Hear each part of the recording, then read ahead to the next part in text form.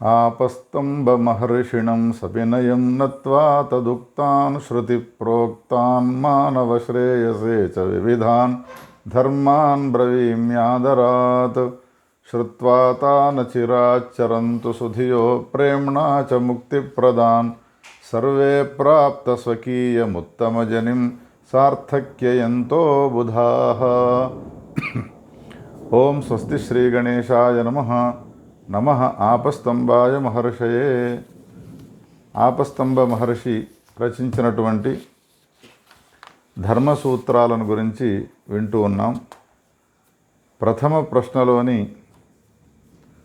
8వ పటలము 23వ ఖండికలో మనము 10వ సూత్రం వరకు విన్నాము గడిచిన భాగంలో. ఇప్పుడు 11వ సూత్రము. దోషాణాంతు నిర్ఘాతో యోగమూల ఇహ జీవితే నిర్హృత్య భూతదాహీయాన్ క్షేమం గచ్చతి పండితః అని 11వ సూత్రము. పూర్వపు సూత్రాల్లో తం యోనుతిష్టేత్ సర్వత్ర ప్రాధ్వంచాస్య సదాచరేత్ అన్నాడు. ఏ వ్యక్తి అయితే ఆత్మచింతనం చేస్తాడో, సర్వత్ర వ్యాపించి ఉన్నటువంటి ఆ పరమాత్మ యొక్క దర్శనాన్ని చేసుకుంటాడో, అటువంటి వాడు మోదేత విష్టపే సపశ్యేత్ మోదేత విష్టపే అన్నాడు. అనుతిష్ఠేత్ అనేటువంటి పదాన్ని వాడినాడు. ప్రాధ్వంచ సదాచరేత్ అనేటువంటి పదాన్ని కూడా వాడినాడు. అంటే ప్రాధ్వంచ అనే పదానికి బంధనాన్ని కర్తవ్యంగా విధింపబడ్డది అని గుర్తించాలి. అనుష్ఠానాన్ని చేయాలి, బంధనాన్ని కర్తవ్యంగా ఆచరించాలి అనే విషయాన్ని గమనించాలి. అనుష్ఠానము అనంటే ఏమిటి? అనుతిష్ఠేదంటే అనుష్ఠానాన్ని చేయాలి అని అంటే అర్థం ఏమిటి? బ్రహ్మాత్మ వస్తువులకు గల వాస్తవమైన ఏకత్వాన్ని నిరంతరాయకముగా అనుసంధిస్తూ ఉండడము, బ్రహ్మాత్మైక్య విషయక వృత్తి పరంపర కలిగి ఉండుట అని అర్థము. ఇక బంధనం, ప్రాధ్వంచ అన్నప్పుడు బంధనము అని అన్నాడు. బంధనం అంటే వృత్తికమైన మనస్సు, మనస్తత్వాన్ని కోల్పోయి బ్రహ్మాత్మాభేదాకార మాత్రమున ఉండడము. మనస్సులో ఏవో రకాలైనటువంటి వృత్తులు ఉంటూనే ఉంటాయి. ఎప్పటికీ అనేక రకాలైనటువంటి వృత్తులు ఉదయిస్తూ ఉంటాయి. అందుకని ఇక్కడ బంధనం, ప్రాధ్వం అనే పదానికి బంధనం అనే అర్థం చెప్పినాడు. బంధనము అని అంటే మనస్సులో ఏ విధమైనటువంటి వృత్తులు లేకుండా పోయి మనస్తత్వమే కోల్పోయినట్టు అవుతుంది. వృత్తులే కనుక ఒకవేళ కోల్పోయినవి అని అంటే అప్పుడు బ్రహ్మాత్మాభేదాకారం అదొక్కటి, ఆ వృత్తి మాత్రం ఒకటి ఉంటుంది. దాన్నే బంధనం అనే పేరుతో పిలుస్తారు. ఈ విధంగా ఆ శ్లోకంలో ప్రతిపాదించినాడు. ఈ రెండింటినీ ఎప్పటికీ సాధన చేస్తూ ఉండడం వలన ఇది సాధ్యమవుతుంది. ఒక చెట్టు కొనాన ఊర్ధ్వభాగంలో ఉన్నటువంటి కొమ్మను కిందికి వాలి ఉండేట్టుగా విశేష ప్రయత్నాన్ని చేస్తూ చేయిని పట్టుకొని ఆ కొమ్మను వంచినామనుకోండి, మనం చేయిని వదిలిపెట్టిన తర్వాత ఆ కొమ్మ మళ్ళీ యథాస్థానానికి పోతుంది, స్వస్థానానికి చేరుతుంది.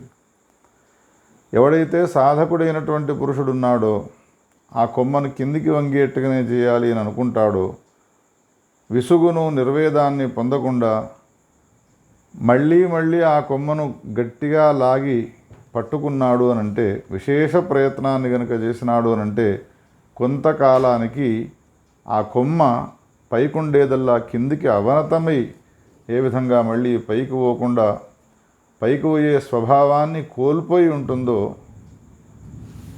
వాని యొక్క సాధన వలన, అదేవిధంగా ముముక్షువైనటువంటి ఏ సాధకుడు ఉంటాడో తన చిత్తము, ముముక్షువుకు ఉండేటువంటి ఏ చిత్తము ఉన్నదో ఆ చిత్తము అనేక జన్మవాసన వాసితమై ఉండడం వలన స్వాభావికంగా దాని పరిస్థితి ఎటువంటిది అంటే అనాత్మభూతమైనటువంటి దేహాదుల యందు దృఢతరమైనటువంటి తాదాత్మ్య అధ్యాస వలన వాడేమనుకుంటూ ఉంటాడు అనంటే మనుష్యోహం కర్తాహం భోక్తాహం జననాదిమానహం, నేను మనుష్యుడను, నాకు కర్తృత్వ భోక్తృత్వాలున్నాయి, జనన మరణాలు కలవాడను నేను అని భావించుకుంటూ ఉంటాడు. ఇది సర్వ అనర్థాలకు సంకులమైనటువంటిది, సంస్కృతికి మూలమై ఉన్నది. ఇటువంటి సంసార హేతు అయినటువంటి అజ్ఞానకార్యమైన అధ్యాసను నివర్తింపజేసి సహజమైనటువంటి ఏ సచ్చిదానందాత్మక స్వస్వరూపము ఉన్నదో దాన్ని అధిగమించుటకు గురు శాస్త్ర వాక్య శ్రవణము అనాది సాధనముల వలన సంపన్నమైనటువంటి యథార్థ జ్ఞాన సంపత్తితో వానికి వచ్చేటువంటి అనుభూతి ఎట్లా ఉంటుంది? నాహం మనుష్య నవాకర్త భోక్తా వా నాహం కింటు సత్యజ్ఞానానంత లక్షణం బ్రహ్మైవాస్మి. నేను మానవుడను కానీ కర్తృత్వ భోక్తృములు కలవాడను కానీ కాదు, సత్యజ్ఞాన అనంతరూపమైనటువంటి పరబ్రహ్మ వస్తువే నేనయ్యున్నాను అనేటువంటి నిశ్చయము కలిగినటువంటి వాడై దానికి సంబంధించిన అపరోక్షానుభూతి కలిగి అప్రచ్యుత సత్యజ్ఞానానంత లక్షణమైన స్వస్వరూప ప్రతిపత్తి రూపమైనటువంటి పరమ ముక్తిని అధిగమించేందుకు యథాశాస్త్రము అనుసంధానము బంధనములను నిరంతరము విశేష ప్రయత్నముతో ఆచరించాలి. ఆ విధంగా ఆచరించడం వలన చిత్తగతమైనటువంటి మనస్సులో ఉన్నటువంటి దేహతాదాత్మ్యాది లక్షణ దోషాలు ఏవైతే ఉన్నాయో అవి క్రమముగా చిత్తమును శమించి సంసారాభిముఖత తొలగిపోయి సాధకుడు ఏదైతే అభిలషించినాడో అప్రచ్యుతాద్వయ బ్రహ్మాత్మస్వరూప సంపన్నత అనేటువంటిది అది వానికి లబ్ధమవుతుంది. ఏతావత జీవన్ముక్తత అనేటువంటిది వానికి వస్తుంది. అటువంటి పురుషధౌరేయులకు అప్రచ్యుతాద్వయ పరబ్రహ్మాత్మనావస్థితి అది ప్రయత్న వలన వచ్చేటువంటిది కాదు, అది సహజ స్థితి వాళ్లకు. అటువంటి వాళ్ళ సంభాషణాది చర్యలు సర్వజన సాధారణాలు కాకుండా విలక్షణంగా ఉంటాయి. ఆ వివరణనే భగవద్గీతలో కృష్ణ పరమాత్మ స్థితప్రజ్ఞస్య కా భాష అనే ప్రశ్న వేసుకొని వాళ్లకు సంబంధించినటువంటి లక్షణాలన్నింటిని కూడా తెలియజేసినాడు. ఏతావత అనుతిష్ఠేతు ప్రాధ్వంచ అనేటువంటి ఆ సూత్రముల ద్వారా మనకు ఆపస్తంభ మహర్షి చెప్పిన విషయం ఏమిటి అంటే సాధన బాగా చేసి ఆ పరమాత్మ స్వరూపాన్ని తెలుసుకోవడం అత్యంత అవసరమై ఉన్నది అని గడిచినటువంటి సూత్రాల్లో మనం చెప్పుకున్నాము. ఇప్పుడు దోషాణాంతు నిర్ఘాతో యోగమూలైహ జీవితే నిర్హృత్య భూతదాహీయాన్ క్షేమం గచ్చతి పండితః అని. దోషములు ఏవి అనంటే క్రోధాదులు, క్రోధాదులను దోషాలు అని అంటారు. నిర్ఘాత అనంటే వాటి వినాశము. ఇక యోగములంటే ఏవి అనంటే అక్రోధాదయ, క్రోధానికి వ్యతిరేకంగా ఉండేటువంటి ఏవైతే ఉన్నాయో వాటిని యోగాలు అనే పేరుతో పిలుస్తారు. తన్మూల తన్నిమిత్తం ఇత్యేతత్ శంకరాచార్యుల వారు అంటున్నారు. అక్రోధాదిషు హి సత్సు ప్రతిద్వంద్వినో దోషాః దుర్బలత్వాన్ నిర్హన్యంతే. క్రోధాలు అక్రోధాలు, క్రోధాలు దోషములు, అక్రోధాదులు ఏవైతే ఉన్నాయో అవి యోగములు. ఈ రెండిటికి ఇప్పుడు పరస్పరం యుద్ధం జరగాలి. ఈ రెండిటికి ఒకవేళ యుద్ధమే జరిగినట్టయితే గెలిచేవేవి ఓడిపోయేవి ఏవి అని మధ్యవర్తులమే మనం ఆలోచన చేస్తే, అక్రోధాదిషు హి సత్సు ప్రతిద్వంద్వినో దోషాః, అక్రోధాదులనేటువంటి యోగాలున్నాయో ఆ యోగములకు ప్రతిద్వందులైనటువంటి ప్రతిపక్షాలైనటువంటి ఏ దోషాలు క్రోధాదులున్నాయో అవి దుర్బలములై ఉన్నాయి కాబట్టి అవి ఓడిపోతాయి. ఇక్కడ ఏమంటున్నాడు, ఈ సూత్రంలో ఏమన్నాడు, జీవితే అన్నాడు. జీవతే ఇది దోషప్రభవ కర్మ నిమిత్తత్వాత్ జీవితస్య. బ్రతికున్నటువంటి వానికి ఈ దోషాలు క్రోధాదులు అక్రోధాదులు అనేటువంటివి ఏర్పడతాయి కాబట్టి దేహధారణావసానో దోష వ్యాపార ఇత్యేతద్ దర్శయతి. దేహాన్ని ధరించినటువంటి వానికే ఈ దోషాదులు యోగములు అనేటువంటివి ఉంటాయి అనే విషయాన్ని ఆపస్తంభ మహర్షులు ఈ సూత్రంలో తెలియజేస్తున్నారు. ఈ సందర్భంలో ఈ సూత్రానికి భాష్యాన్ని రచిస్తూ శంకరాచార్యుల వారు ఏమంటారు అనంటే, సమ్యక్ దర్శన సచివత్వాత్ బలవంతో యోగాః. యోగములు దోషములు అని ఈ రెండున్నాయి. దోషములు క్రోధాదులు, యోగములు అక్రోధాదులు అని చెప్పుకున్నాం కదా. అక్రోధాది యోగములు గెలుస్తాయి, క్రోధాది దోషములు ఓడిపోతాయి. ఎందుకు అని ప్రశ్న వేసుకొని సమాధానం చెప్తున్నారు. సమ్యక్ దర్శన సచివత్వాత్ బలవంతో యోగాః. సమ్యక్ జ్ఞానముకు సహాయం చేసేటువంటివి ఉన్నాయి కాబట్టి బలవంతములైనటువంటి చాలా బలిష్టములైనటువంటివి యోగములు. ఇక ఏ దోషములు ఉన్నాయో క్రోధాదులు మిథ్యాప్రత్యయ సచివత్వాత్, మిథ్యాజ్ఞానానికి అవి అనుబంధమై ఉన్నాయి కాబట్టి అవి దుర్బలములైనటువంటివి. అందుకనేవి నశించిపోతాయి, అవి ఓడిపోతాయి.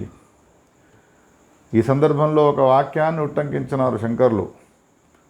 బుద్ధిబలవద్భ్యః తద్ధీనానాం లోకే నిర్ఘాతో దృష్టః.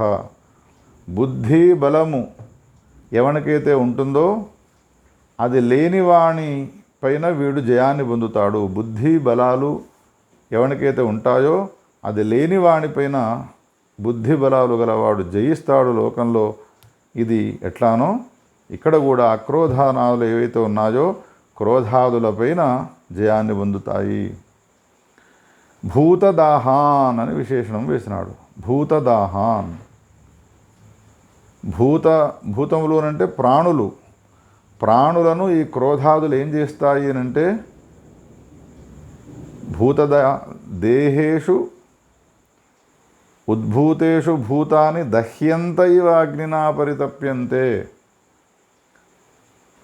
అగ్ని వలన ఏ విధమైనటువంటి తాపాన్ని పొందుతామో, పరితాపాన్ని పొందుతూ ఉంటామో, క్రోధాదుల వలన అటువంటి పరితాపాన్ని పొందుతాం. కాబట్టి ఈ దోషములనే పేరుతో పిలువబడేటువంటి క్రోధాదులు ఉన్నాయో వాటిని భూతదాహములు అనేటువంటి పేరుతో పిలుస్తారు. అటువంటి భూతదాహాలను భూతదాహాః తాన్ నిర్హృత్య క్షేమం నిర్భయం మోక్షం గచ్చతి. ఆ భూతదాహాలన్నిటిని కూడా తొలగించుకొని యోగముల ద్వారా అక్రోధాదుల ద్వారా వాడు మోక్షాన్ని పొందుతాడు. పండితుడైనటువంటి వాడై మోక్షాన్ని. పండితుడు అనే పదానికి శంకరులు ఈ భాష్యంలో అర్థం చెప్పినారు. పండితుడు అని అంటే ఇక్కడ విద్వాంసుడు అనేటువంటి అర్థాన్ని చెప్పుకోవడానికి వీల్లేదు. ఏదో ఒక శాస్త్రంలో ప్రవీణుడు అనే అర్థాన్ని చెప్పుకోవడానికి వీల్లేదు. బ్రహ్మ విద్యా సంపన్నుడైనటువంటి వాడినే పండితుడు అనే పేరుతో పిలుస్తారు అని ఈ సూత్రానికి ఇంకా విశేషమైనటువంటి అంశాలను కొన్నిటిని తెలియజేసినాడు. ఏతావత భూతదాహములనే పేరుతో పిలువబడేటువంటి ఏ దోషములున్నాయో ఆ దోషములు అక్రోధాదులు అనేటువంటి పేరు గల యోగముల ద్వారా వాటిని తొలగించుకోవచ్చు అని చెప్పి 12వ సూత్రంలో అథ భూతదాహీయాన్ దోషానుదాహరిష్యామ, ఇక ముందు మేము ప్రాణులకు కష్టాన్ని కలిగించేటువంటి ఏ దోషములున్నాయో వాటిని మేము ఉదాహరించబోతున్నాము అని చెప్పి 13వ సూత్రంలో ఆ భూతదాహములనేటువంటి పేర్లు గల దోషాలను ఉట్టంకించినాడు. అవేమిటి అంటే క్రోధో, హర్షో, రోషో, లోభో, మోహో, దంభో, ద్రోహో, మృషోద్యమత్యా, అత్యాశ, పరీవాద, అసూయ, కామమన్యు, అనాత్మ్యం, అయోగ, తేషాం యోగమూలో నిర్ఘాతః. ఈ చెప్పినటువంటి ఏవైతే ఉన్నాయో క్రోధము, హర్షము, రోషము, లోభము అనేటువంటివి ఇవన్నీ కూడా భూతదాహములు అనేటువంటి పేరుతో పిలుస్తారు. ఇవన్నీ కూడా యోగముల ద్వారా ఇవి తొలగిపోయేటువంటివి అన్నారు. ఇందులో క్రోధం అంటే ఏమిటి, ఈ విషయాలన్నిటి కూడా వివరంగా చెప్పినారు జగద్గురు శంకరాచార్యుల వారు. క్రోధము అనంటే తాడన ఆక్రోశనాది హేతు అంతఃకరణ విక్షోభ గాత్రస్వేద కంపనాది లక్షణ. శరీరంలో చెమటలు రావడము, కంపనం కలగడము, కొట్టడము, ఆవేశానికి రావడం వలన మనస్సులో ఏర్పడ్డటువంటి ఒక విక్షోభాన్ని క్రోధము అనే పేరుతో పిలుస్తారు. హర్షము అనంటే దానికంటే విపరీతమైనటువంటిది అభీష్టలాభజనితో బాష్పరోమాంచనాదిలింగ. అభీష్టమైనటువంటి ఏదైనా కోరిక నెరవేరినది అనగానే కళ్ళ వెంబడి బాష్పాలు రావడము, శరీరంలో రోమాలు నిక్కబుడుచుకోవడము మొదలైనటువంటి వాటి ద్వారా తెలుస్తుంది హర్షం అనేటువంటిది. రోషము అనంటే అనిష్ట విషయో మానసో విక్రియా విశేష. అనిష్టమైనటువంటి దాని యందు మనస్సుకు సంబంధించినటువంటి ఏ విక్రియా విశేషం ఉన్నదో దాన్ని రోషము అనే పేరుతో పిలుస్తారు. లోభ అనంటే పరద్రవ్యము పైన కోరిక లేదా స్వద్రవ్య అవినియోగ తీర్థే. యజ్ఞాగాది క్రతువులయందు, దానాలయందు తనకు సంబంధించిన ద్రవ్యాన్ని వినియోగించకపోవడము, ఈ రెండు రకాలైనటువంటి అర్థం చెప్పినారు. మోహము అనంటే అవివేకిత. దంభము ఆత్మనో ధార్మికత్వ ప్రకాశనం. తను ధార్మికుడు అనేటువంటిది 10 మందికి చెప్పుకోవడం ఏదైతే ఉన్నదో దాన్ని దంభము అని అంటారు. ద్రోహము అనంటే ఇతరులకు అనిష్టాన్ని చేయాలనేటువంటి బుద్ధి కలిగి ఉండడము. మృష అనంటే కార్యాకార్య అనృతవచనం. కార్యాకార్య అవిద్యం అనృతవచనం. ఇది చేయాలి, ఇది చేయకూడదు అనేటువంటి విషయంలో అబద్ధం ఆడడం ఏదైతే ఉన్నదో దాన్ని మృష అనే పేరుతో పిలుస్తారు. అత్యాశ పరివాదములు అనంటే అత్యాశ అనంటే విపరీతంగా తినడము. పరివాదము అనంటే సమక్షంలో లేనప్పుడు ఇతరులకు సంబంధించినటువంటి దోషాన్ని ఉట్టంకించి చెప్పడము. అసూయ అనంటే ఇతరుల యొక్క గుణాన్ని ఓర్చుకోకుండా ఉండడము. కామమన్యు కామ స్త్రీ వ్యతికరాభిలాష. మన్యు తద్వ్యాఘాతకృత్సు ద్వేష.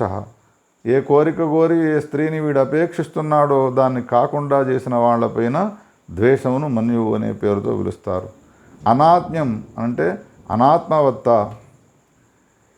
ఇవేవైతే ఉన్నాయో ఇవి దోషములు అనే పేరుతో పిలుస్తారు. భూతదాహములు అనేటువంటి పేరుతో పిలుస్తారు. తేషాం యోగమూలో నిర్ఘాత. ఈ చెప్పినటువంటివి ఏవైతే ఉన్నాయో ఈ దోషాలు ఇవన్నీ యోగముల ద్వారా తొలగిపోయేటువంటివి ఉంటాయి అని ఈ సూత్రం చెప్పి, కే పునస్తే యోగముల ద్వారా ఈ దోషములు తొలగిపోతాయి అన్నావు కదా. యోగములంటే ఏవి అనంటే అక్రోధో అహర్షో అరోషో అలోభో అమోహో అదంభో అద్రోహ సత్యవచనం అనత్యాశో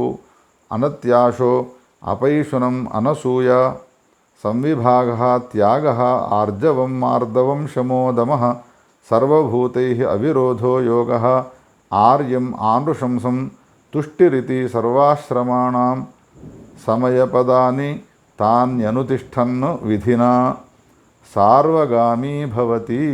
14వ సూత్రం.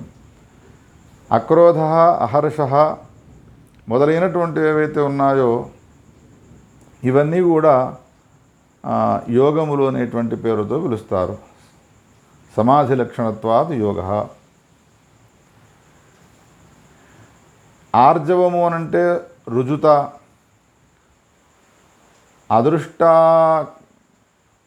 అదుష్టాకల ఆకలనపూర్విక వాంగ్మనఃకాయానాం ప్రవృత్తి.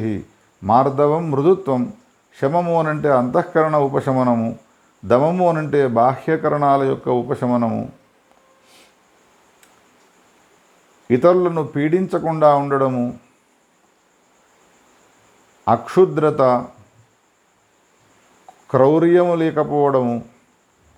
వచ్చినటువంటి ద్రవ్యముతో సంతోషాన్ని పొందడము. సర్వభూతములతో అవిరోధంగా ఉండడము అని ఏవైతే ఉన్నాయో ఇవన్నీ కూడా ఆర్యాదీని ఇత్థం ప్రకారాన్ని సర్వాశ్రమాన్ ప్రతిగమయతి సర్వాశ్రమాణం సమయపదానీతి. అన్ని ఆశ్రమాలకు అవసరమైనటువంటి అన్ని ఆశ్రమాల వాళ్ళ చేత ఇవి పొందవలసినటువంటి ఏ యోగములు ఉన్నాయో ఈ యోగములను అనుష్ఠించడం వలన సర్వగామి భవతి. సర్వగామి సర్వగమనశీల జ్ఞానాభివ్యక్తి క్రమేణ భవతి ముచ్యతే ఇత్యర్థ. సర్వగామి భవతి అంటే చివరికి ముచ్యతే ఇత్యర్థ అని చెప్పినారు. ఏతావత ఆపస్తంభుల వారి యొక్క అభిప్రాయం ఏమై ఉన్నది అనంటే మనిషి యొక్క సహజ ప్రవృత్తి ఏమిటి అనంటే పుట్టుకతోనే వీనికి పుట్టినప్పటి నుండి కామక్రోధాదుల యందు ప్రవృత్తి సహజంగా ఉంటుంది. దాన్ని ప్రత్యేకించి నేర్చుకోవలసినటువంటి అవసరం లేదు. అందుకని యోగాన్ని మాత్రము నేర్చుకోవాలి. అందుకని యోగము అంటే ఏమిటి అంటే అక్రోధనములు, క్రోధ లోభ మోహ మద మాత్సర్యాలు ఏవైతే చెప్పబడ్డాయో వాటన్నిటికీ వ్యతిరేకములైనటువంటివి ఏవైతే ఉన్నాయో వాటినన్నిటిని కూడా అలవరుచుకొని క్రోధాదులను గనక ఒకవేళ జయించినాడు అనంటే తప్పకుండా వాడు సర్వవ్యాపి అయినటువంటి పరమాత్మ యొక్క స్వరూపాన్ని దర్శించిన వాడవుతాడు అని ఒక చక్కని మార్గాన్ని మనకు తెలియజేసినాడు. ఈ విధమైనటువంటి వేదాంత చింతనతో కూడుకున్నటువంటి అష్టమ పటలము ఈ 14వ సూత్ర వ్యాఖ్యానంతో సమాప్తమైనది. ఆ తర్వాత 9వ పటలంలో మొదటి సూత్రము క్షత్రియం హత్వా గవాం సహస్రం వైరయాతనార్థం దద్యాత్ అనే సూత్రము. ఆ సూత్రానికి సంబంధించిన వివరణనంతా కూడా వచ్చే భాగంలో మనం విందాం. మహాదేవ.